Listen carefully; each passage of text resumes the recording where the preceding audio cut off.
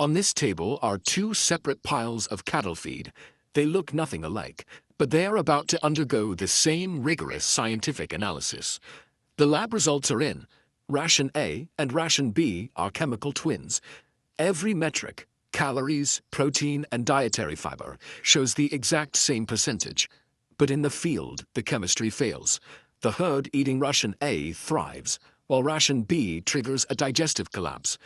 This happens because we often view nutrition as a spreadsheet, a simple list of percentages where the physical state of the food is ignored. A cow's stomach is a specialized mechanical system. Because it doesn't process food like a human digestive tract, chemical analysis only describes half of the biological reality. To understand the difference between these two feeds, we must look at effective fiber, a metric that ignores chemistry to focus on physical form. The chemical makeup of a ration remains a secondary concern if its physical structure does not match the mechanical design of the stomach it enters. The rumen functions as a massive biological engine. Like any engine, it requires specific mechanical inputs to keep the internal chemistry stable. Ration A consists of long stem hay. Up close, you can see the structural length and the coarse, tough exterior of the roughage. When the cow swallows this hay, those long particles become physically trapped. They weave together in the rumen, staying in the system for a prolonged period. This physical presence creates a friction trigger.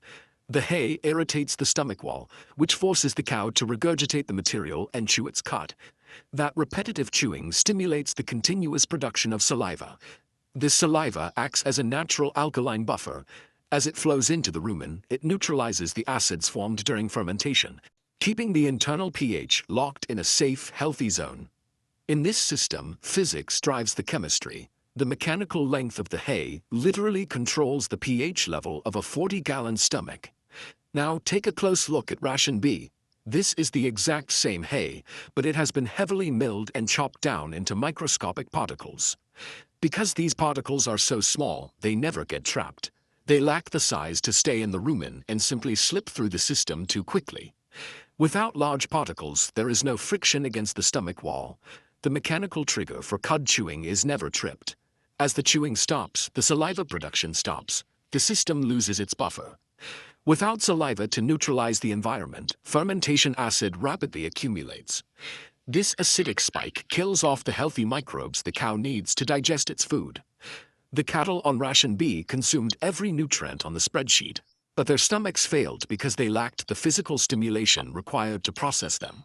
Finely chopped fiber provides the chemical data of nutrition, while starving the biological engine of the friction it needs to stay alive. Professional feed mill managers approach cattle nutrition as an engineering challenge. They treat the physical form of the ration with the same scrutiny as its protein content. They actively calibrate their machinery to ensure the feed is chopped to a length that guarantees effective fiber.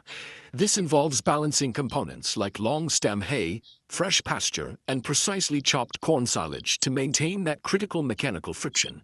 It is a delicate calibration. The particles must be small enough for the microbes to break down, but long enough to keep the cow chewing its cud. Successful nutrition relies on this physical geometry. By matching the form of the feed to the mechanical design of the rumen, managers keep the biological engine running.